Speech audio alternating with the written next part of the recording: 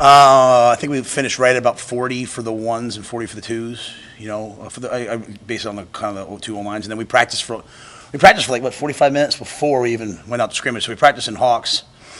You guys have seen how we do the ball security circuit, warm up, stretch, individual, special teams.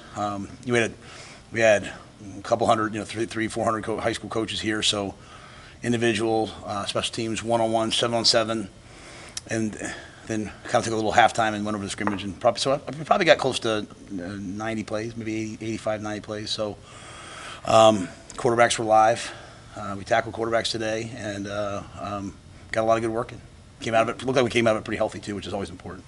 Any takeaways that you could share, anything striking The offense really, the offense really moved the ball well today.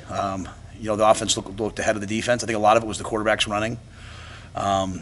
You get to practice and the quarterback drops back and we blow it dead. Well, today, they had to try to hit Heinrich, had to try to hit Chuba, had to try to hit Jeff, try to hit Richard, and then they bounced off it and ran for big long plays. So that added in a dynamic that we haven't really exposed to the defense.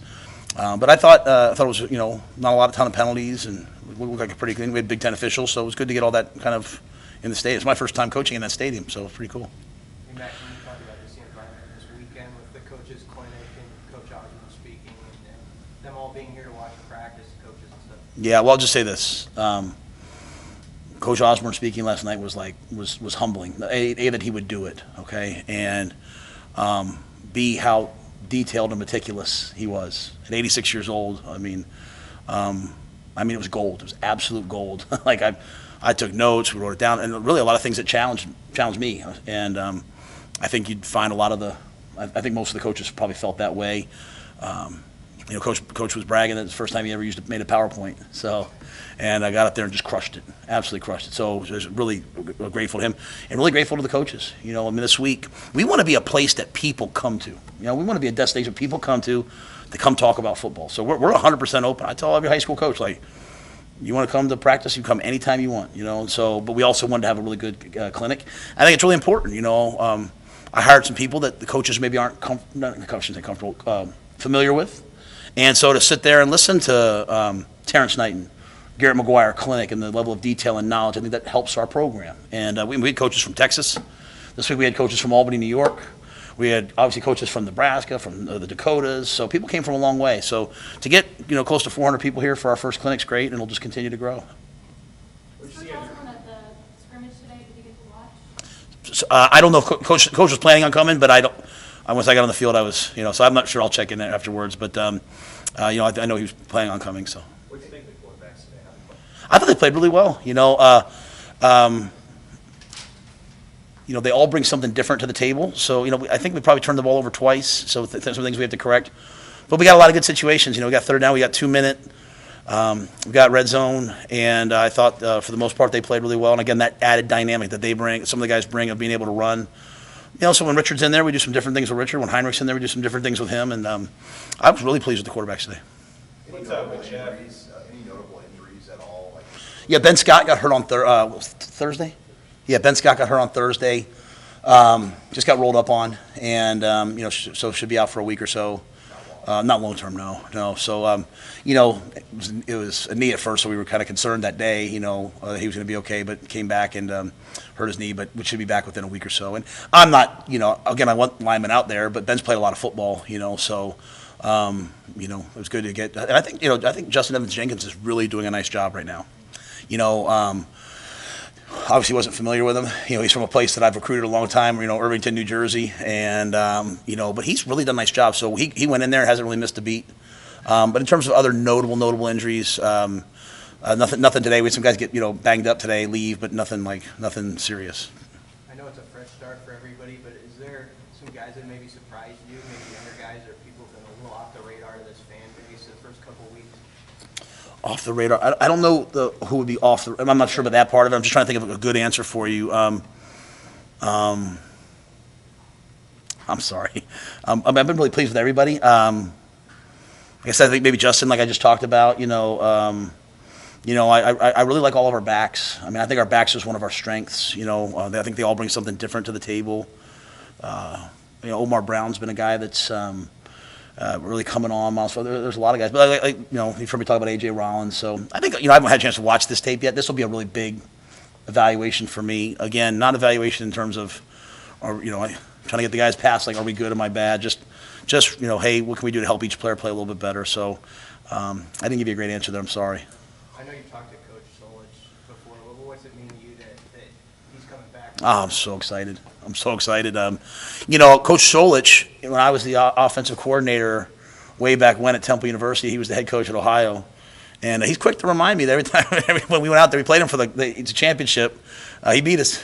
He beat us every time. And I really loved, everyone knows him here. Like, he was running this offense, at the Nebraska offense at Ohio, and then he morphed into like a spread, but it still was the same principles, you know what I mean? So whereas he wasn't using the fullback anymore, he was still the same series offense and all the great things that they did here. So I always have a lot of respect for coaches who are able to extend their success by adapting to different times. And so I've had some great conversations with Coach. I think it's really important for me to figure out how to win here. And so the best way you can do that is talk to Tom Osborne, talk to Frank Solich, talk to Coach Pelini, talk to the guys who've won here, And so, in fact, Coach knows my affinity for the fullback. So he texted me during the Michigan TCU game. I think the first play, Michigan hit a play. And all of a sudden I got a text from Coach Solich. He's like, see, I told you the fullback, so there's still a place for the fullback. And so I think it's awesome that he's coming back. Again, that's what this time I think is all about for Nebraska. It's not about, the eras that we played in or it's just about Nebraska. You know what I mean? So whether you play for the former players, my message has been, and I humbly say this, right? But whether you played for Coach Devaney, whether you played for Coach Osborne, whether you played for Coach Callahan, whether you played for Coach Pelini, whether you played for Coach Riley, played for Coach Frost, or now play for Matt Rhule, you played for Nebraska too.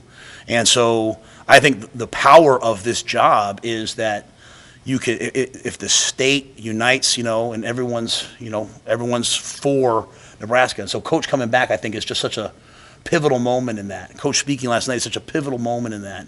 And I'm unbelievably grateful to him for doing it. Do you know of any former players under Coach Solich who are coming back for the game?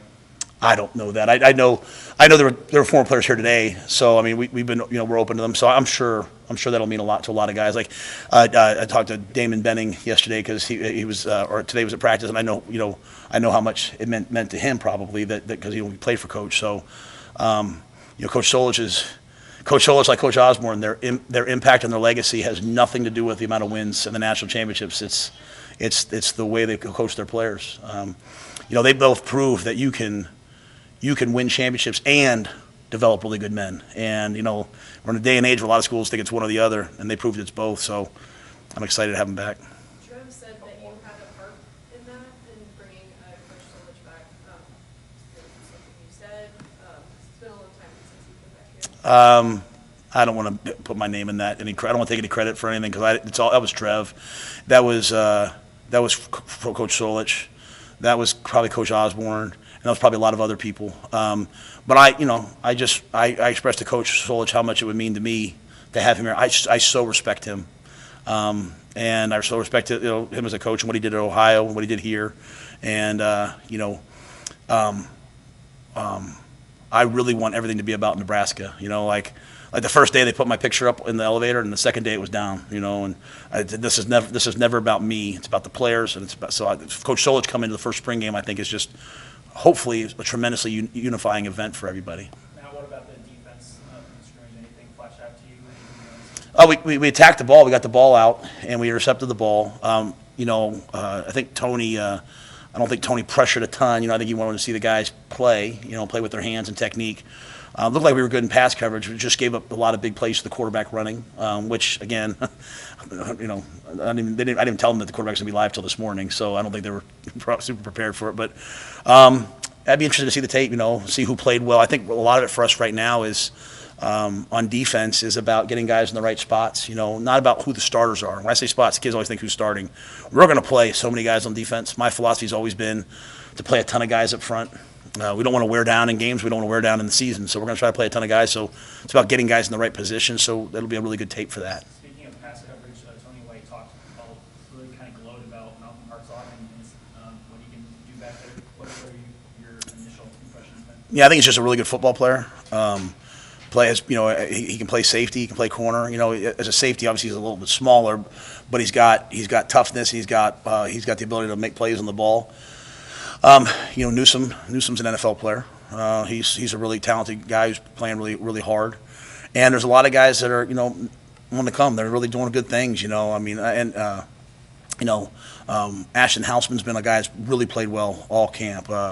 Deshaun Singleton, I see him doing things. Kobe Bretz is really doing a nice job. So we got a lot of guys, and if I didn't say their name, doesn't mean I mean them. Just there's a lot of guys I see flashing in the back end, and that's important to us. The way we'll win is when we recruit safeties and they grow into about 220 pounds and they go down to play linebacker. And the days of the big safety are kind of over. Everyone's kind of moving around. So just as much speed as we can get on the field as possible, and Malcolm gives us that flexibility.